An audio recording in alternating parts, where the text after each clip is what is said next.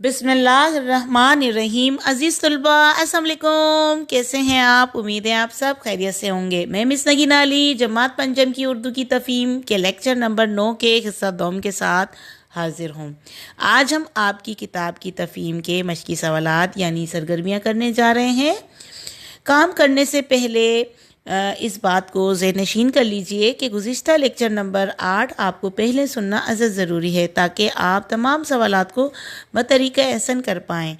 काम शुरू करने से पहले कुछ ज़रूरी हिदायत आपको करना चाहूँगी।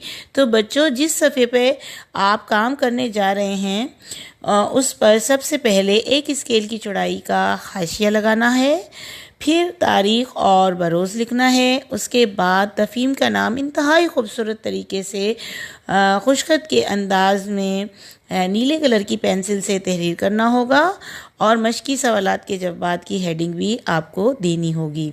अब हम आते हैं तफ़हीम की सरगर्मियाँ यानी मशक़ी सवालात की जानिब।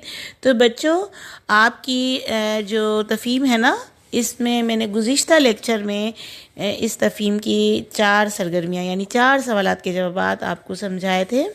तो आज जो है मैं आपको 5वां सवाल जो है समझाऊंगी। तो चलते हैं, देखते हैं कि सवाल नंबर 5 क्या है। सवाल नंबर 5 है, वक्त की पाबंदी के 2 फ़वाइद लिखिए। यानी वक्त के जो फ़ायदे होते हैं उसके 2 फ़वाइद आप तहरीर करेंगे।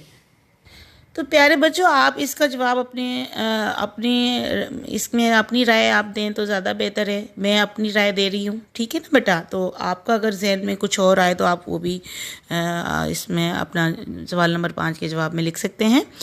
तो मैं जो मेरे जहन में आ रहा है वो मैं बताती हूँ कि इसमें जो वक्त की पाबंदी के 2 फ़वाइद हैं। वो पहला फ़वाइद ये है कि वक्त की पाबंदी से कामयाबी हासिल होती है। जो भी बच्चा वक्त पर काम करता है बेटा, तो उसको कामयाबी तो हासिल होगी ना। ज़ाहिर है, वक्त पर सोएगा, वक्त पे उठेगा, वक्त पे अपना सारा होमवर्क करेगा तो उसको कामयाबी हासिल होती है, ठीक है ना। तो दूसरा जो आपका पॉइंट है वो ये है कि वक्त की पाबंदी से सेहत अच्छी रहती है। अगर आप वक्त पर सोएंगे, वक्त पर खाएंगे और वक्त पर उठेंगे तो आपकी सेहत बिल्कुल ठीक रहेगी।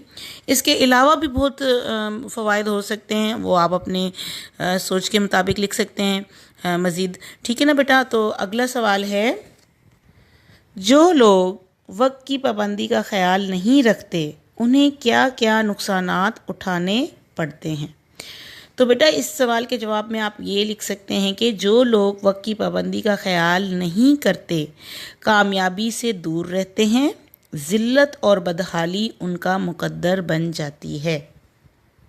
अगला सवाल है, तुलबा के लिए वक्त की पाबंदी क्यों ज़रूरी है? तो बेटा, इसके जवाब में आप ये लिख सकते हैं कि अगर तुलबा वक्त की पाबंदी करेंगे तो सेहत अच्छी रहेगी और वो खूब तरक्की करेंगे। अगला सवाल है, इबारत से 2 मतज़ाद मुरक्कब तलाश कीजिए, मसलन छोटा बड़ा। तो बेटा, इस सवाल के जवाब में आपको समझाना चाहूँगी कि पहले मैं आपको बताऊँगी कि मतज़ाद क्या होता है ना, फिर आप उसके हिसाब से उसका जवाब भी तहरीर कर लेंगे। आपको वैसे जमात पंजम में आ गए, आपको मालूम होगा कि मतज़ाद क्या होते हैं, लेकिन मैं फिर भी दोबारा आपको दोहराई कर देती हूँ। मतज़ाद की तारीफ़ है वो अल्फाज जो एक दूसरे की ज़िद हो या उलट हो, मतज़ाद अल्फाज कहलाते हैं। मसलन रात दिन, बाहर अंदर, बेजान जानदार, दूर पास, दोस्त दुश्मन। तो उम्मीद है बेटा आपको मतज़ाद की तारीफ़ समझ में आ गई होगी।